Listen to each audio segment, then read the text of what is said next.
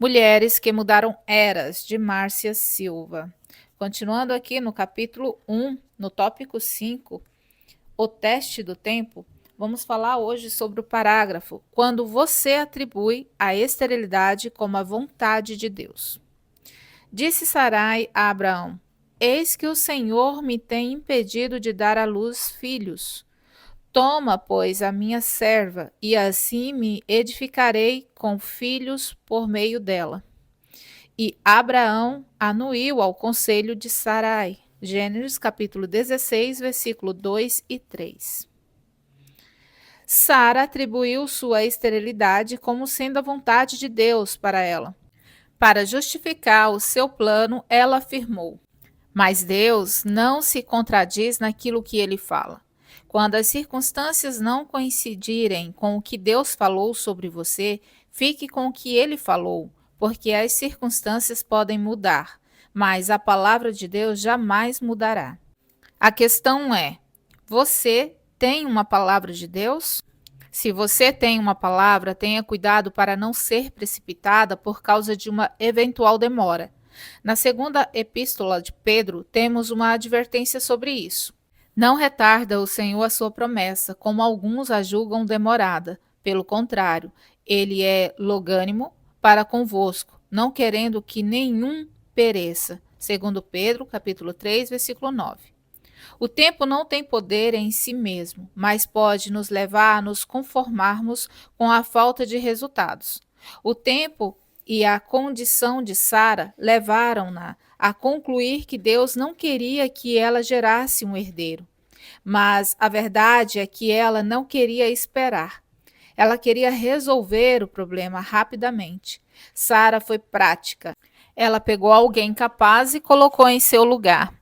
O exemplo clássico disso hoje é em relação ao ministério com crianças.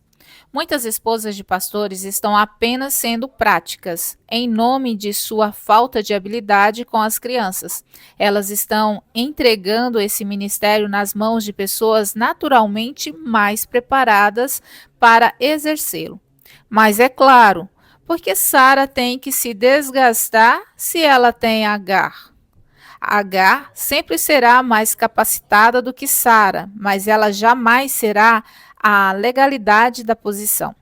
Se Deus estivesse interessado em usar apenas quem estivesse preparado, ele mesmo chamaria Agar.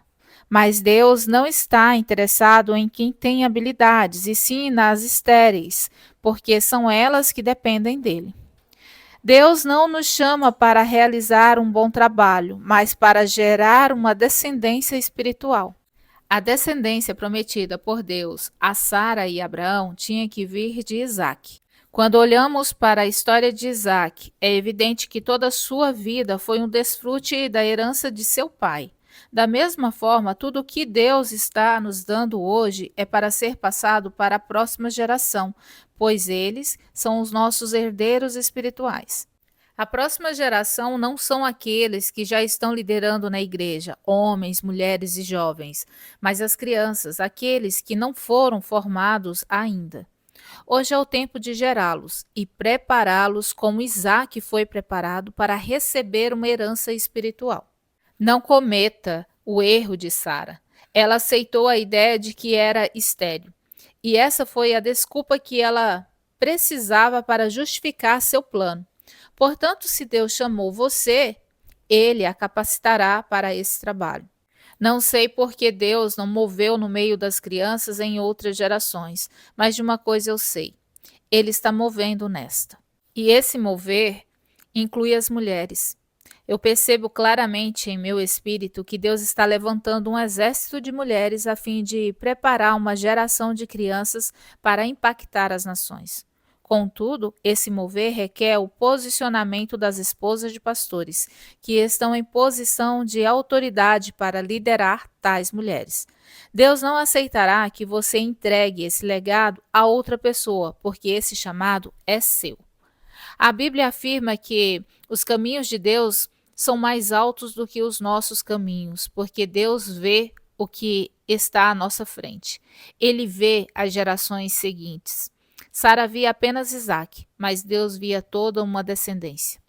Passar pelo teste do tempo é o mesmo que andar pelo caminho estreito, mas é ele que nos leva ao cumprimento das promessas de Deus em nossas vidas.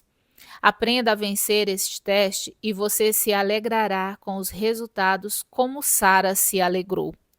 E disse Sara: Deus me deu motivo de riso, e todo aquele que ouvir isso vai rir-se juntamente comigo. Gênesis capítulo 21, versículo 6. Eu convido você para refletir sobre esse texto e fazer as suas anotações no seu devocional diário. E eu espero por você no nosso próximo vídeo. Até breve!